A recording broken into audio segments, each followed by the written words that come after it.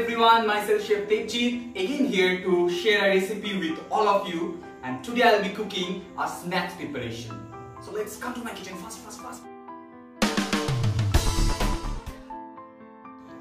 So as you can see, I have kept some soya chunks, so I'll be making cutlet with this. What I did, I soaked these soya chunks in a lukewarm water with some salt for at least 30 minutes. Inside the cutlet mixture, I'll be adding these vegetables. This is 1 medium-sized onion finely chopped, some green chilies, some ginger chopped, and 3 to 4 cloves of garlic which is finely chopped. I'll make a spice mix.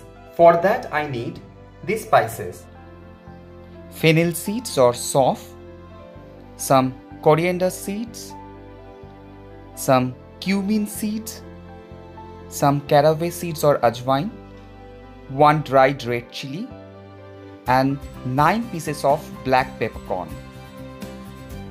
I boiled 2 potatoes which is peeled, 2 pieces of eggs, some refined flour, some corn flour, salt to taste, sugar. So for the crumbing I need some breadcrumb which is homemade, like 6 to 7 white bread which is grinded and then toasted little bit in a dry pan, and little bit of semolina just to give a more crunch, and for frying some refined oil. So let's start. So I have taken 100 grams of soya chunks, squeezed properly, and I will blend it in a chunky paste. So let's do it.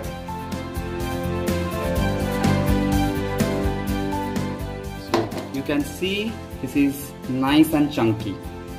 So now I will mix this spice mix. So all these spices I have already told you, these are going on a dry pan and toast it nicely. It should get a nice and dark color. The spices are nice and brown. That means it is ready. Just cool it down for 3-4 minutes, then pound it. Wow! So my masala is ready. So this masala is going inside. All the vegetables are going inside. So now I will grate the potatoes. Now add salt, but please remember these soya chunks are already soaked in the salted water. Like a pinch of sugar, 1 full tablespoon corn flour for binding. If I need more, I will add later. Just 1 tablespoon of breadcrumb. Now my hands are cleaned. I will just mix it. Do not press too much, just mix it lightly. I need little more of corn flour so that it doesn't break, so I added 1 tablespoon of corn flour again. So now you can see it got the nice binding. Now I will shape it. So apply some oil on your palm and give the shape of this cutlet. So the shaping is done. According to the size you will get the pieces. So I got 15 of cutlets. So now I will start crumbing. For that I need to break 2 eggs in a bowl. So in the egg add just a pinch of salt and like little bit of corn flour. Now whisk it. So if you are not having egg, then what you can do in this mixture, just avoid the egg, take some corn flour and refined flour, mix it with some water and salt. That's it. So in a plate, add this breadcrumbs and semolina or suji.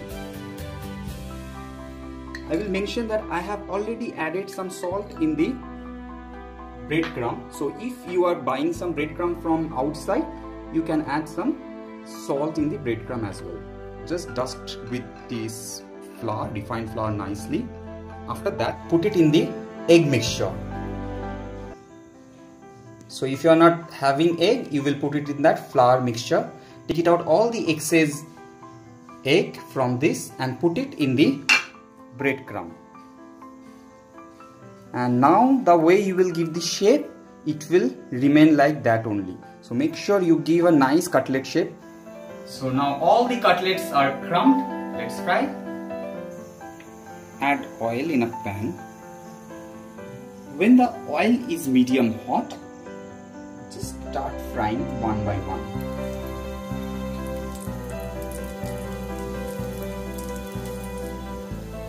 Keep adding some oil on the top of the cutlet with the help of spoon.